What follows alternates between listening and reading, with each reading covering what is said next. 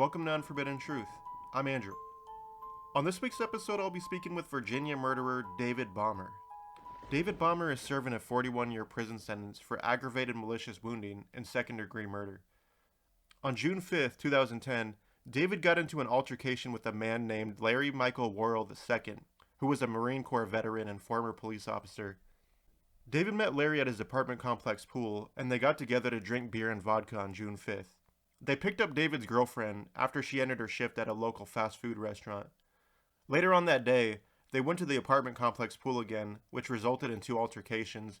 David ended up with assault and battery charges after one of the altercations. After that had ended, the couple went back to their apartment, and Larry followed them back. Once they were in their apartment, in the kitchen to be exact, David and his girlfriend claimed that Larry started to choke out David. David was able to get out of the chokehold and grabbed a steak knife, stabbing Larry in the heart. Larry weighed 220 pounds when the stabbing occurred. He would lay in the hospital until January 15, 2011, and weighed 96 pounds. His official cause of death was sepsis, an infection of his blood from pneumonia. His condition originated from the stabbing. David would go on to be arrested and charged with Larry's murder and 3 assaults that happened the day of the stabbing. He was found guilty of second-degree murder and malicious wounding, receiving a 41-year prison sentence. Here's my interview with David Baumer. Hello. This is a prepaid debit call from an inmate at the Virginia Department of Corrections, Nodaway Correctional and Work Center. Where were you born? I was born in Detroit, Michigan, but for the most of my life I lived in a place called Roanoke, Virginia.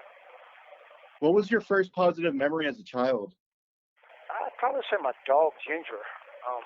We had a German Shepherd that was it was kind of protective, but we was kind of close with the dog. What was your first negative memory as a child? I guess the dysfunctional family I grew up in. My dad was gone all the time, and so he worked on the railroad and whatnot. So pretty much it. That's it. Did you suffer any type of childhood abuse or trauma? Nah. My parents they was pretty good. I mean, it wasn't perfect, but I can't honestly complain too much. What was your behavior like at home, starting from as early as you can remember? I guess it's fair to say I was a hyper child. I was been mischievous, but in a good sort of way. You could say I was somewhat of a prankster. Did you engage in any type of criminal activity at an early age? Other than, petty shoplifting and stuff like that. Nothing beyond that. I do recall finally mud bombing cars when I was a kid, but probably no different from kids nowadays acting out. So. Did you say mud bombing? Yeah, just taking mud balls, balling up pieces of mud, throwing them at passing cars. I don't think I've ever heard of that. That must be a southern thing. It must be. So, what did you do for a living up until you were arrested for the crime you're in prison for now? Right before I was arrested, I was actually was kind of quite busy. I did commercial electrical work. I was classified as a helper for most jobs, and some jobs I was classified electrician, even though I didn't have a journeyman's license. Then on the weekends, I waited tables at a Ryan Steakhouse and Buffet, and I also went to college through some of that. Do you have any children or grandchildren? I have 2 children. My oldest son, Damon, will be 16 this year, and my youngest, Aaron, will be 15 on Christmas Day. How old were they when you first got arrested? I was arrested on June of 2010. They would have not quite been 4 and 5 yet. Let's talk about the crimes you're in prison for. You're serving a 41-year sentence and some odd months for second-degree murder and aggravated malicious wounding. Can you walk me everything that transpired on June 5th, 2010? Yeah, on June 5th, 2010, I had recently quit my job at Ryan's. And I was at the pool relaxing when a gentleman came up. His name turned out to be Michael. Make a long story short, he invited me over to his apartment. We had a few beers. Later on that afternoon, we went and picked up my girlfriend. And as soon as we picked up my girlfriend, his demeanor kind of changed. And I didn't really pay no mind, but she did. And at one point we left and went to the pool, and there was a lot of debate about what time was the pool, what happened. Um, Here soon I'm going to upload some documents to my website that goes into more detail about that. But for the time being, I'm going to skip that. But we left, I want to say by my calculation, around 5 p.m. That on June 5th. And we went back to my apartment, and the guy, Mike, kept claiming that he had post-traumatic stress. Eventually, that conversation came back, and he became really distraught. And before I know it, he put me into a chokehold. And somehow or another, I managed to get out of it. To this day, I'm still kind of sketchy about it. I remember being at the point where I nearly lost consciousness, and when I was gathering myself together, I heard my girlfriend say my name, and when I looked up, the guy was advancing towards me. It's probably noteworthy to mention he outweighed me by 100 pounds, and I don't know, 6 inches taller, et cetera, et cetera. But when he came towards me, I grabbed a knife. I was at the entrance of my kitchen, and I grabbed a knife and swung, and I pierced his chest. And then I threw the knife, and then I tried to help him with first aid.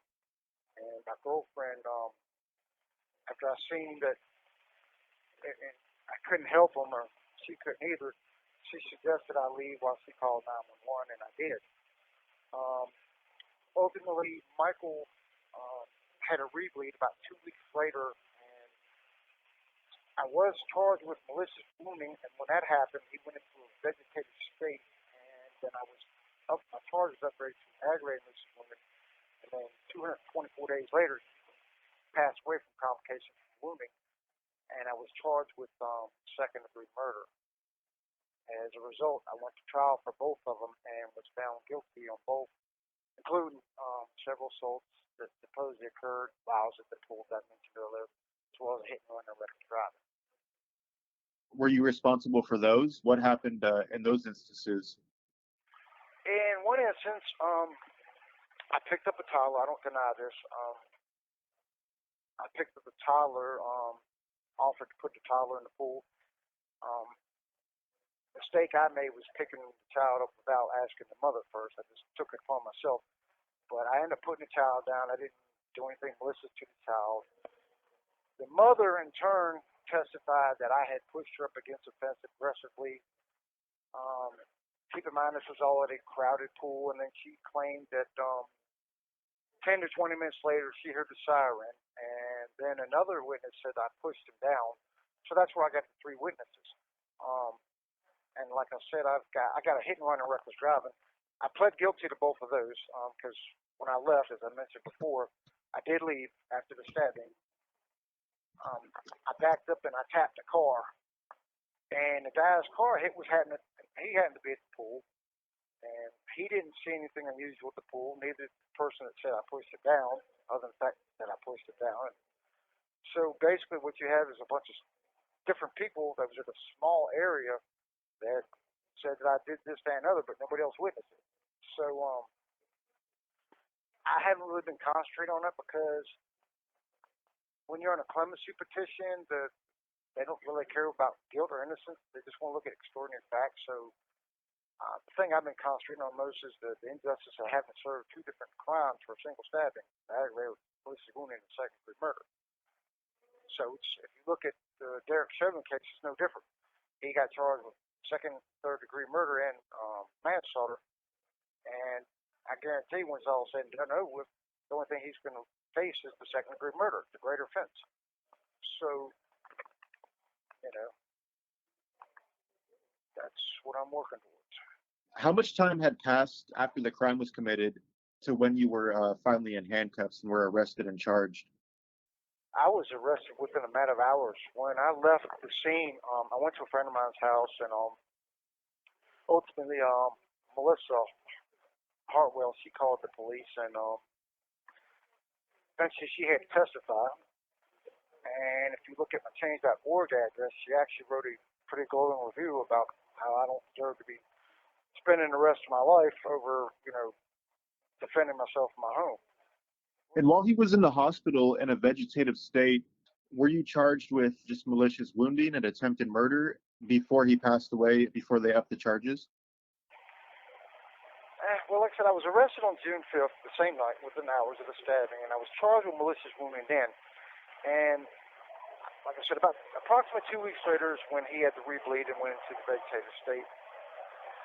And I was still charged with malicious wounding, and I want to say around October of 2010, they null processed the malicious wounding and upgraded to the aggravated malicious wounding.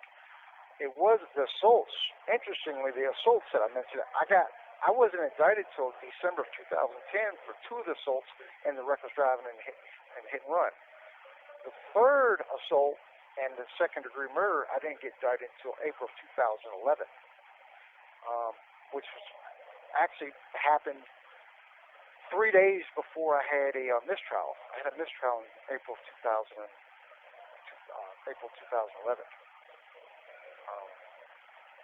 So eventually he passes away and the charges are upped, and you're ultimately charged and convicted, receiving a 41-year prison sentence.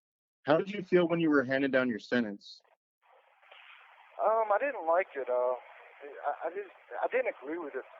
The whole thing was I would have pled guilty to a manslaughter charge once he passed away, and that's something me and my lawyer strategized and worked on. But the Commonwealth attorney, they just didn't want to budge. I guess somehow along the lines, they felt like there was malice. I had no malice when I stabbed Mike. I thought I was getting attacked again. Because I left, I felt like a manslaughter charge probably would have been appropriate. That's probably one of my biggest regrets is leaving. But I panicked. Simple as that. I never stabbed nobody, and it's a horrifying experience. Do you feel the sentence that was handed down was the appropriate sentence, or do you feel it should have been something different? I definitely feel it's something different. As I mentioned before, I have a clemency petition in, and at this point, I can't ask the state to amend the charge, but I would live with the fact I don't like the second-degree murder conviction, but that is a great offense. And if the jury found me guilty, so be it. But again, I don't think I should have to serve 2 distinct sentences for one single crime. A single act was involved, so I would, I don't want to say happy, that's not the proper terminology, but for the sake of argument, I would live with the second-degree murder if the governor of Virginia decided that they would commute my sentence to that. And that's what I'm working towards. Since being incarcerated, have you taken any type of rehabilitation classes or furthered your education for that matter? As far as further my education, I'm actually in college now. I'm taking several classes through Southside Virginia Community College here in Virginia. It's all distance learning, of course. If we didn't have the pandemic, it would actually be a classroom setting, but because of COVID-19, they're doing everything, correspondence courses and whatnot. This semester, I'm taking College Composition 1. I do have to brush up on my math, so I'm taking Math 4 and 5, which is linear equations and whatnot, slopes, et cetera, and I'm also just finished up abnormal psychology. Last semester, I took Intro to Psychology, History of Art Appreciation, Health, and Intro to Psychology, and some Math, and Business Supervision. As far as programs, I have been on the waiting list for an economics class, anger management, thinking for a change, and breaking barriers. And as we speak now, I'm still on the waiting list. If and when you're released, do you have any type of plans when you get out, career-wise, where you're going to live, so on and so forth? I actually have several options. I've got a buddy of mine. We go back 30 years. For me, it's important. I want to relocate. I just feel like it'd be better off for me to relocate. So I have a buddy of mine that's down in Atlanta, and just so happens I have family down there, and then I have another friend of mine in Vegas. So those 2 options are open. I definitely want to continue my schooling. I still have my skill set in electrical. And my current job, that I'm training to be a CNC router operator. Have you been diagnosed with any mental illnesses prior to being incarcerated or since being incarcerated? No. Before we conclude this interview, is there anything that you would like to talk about that we haven't covered yet? Nothing that comes to mind. I think we've covered pretty much everything. That was my interview with David Bomber. Thank you for listening. Unforbidden.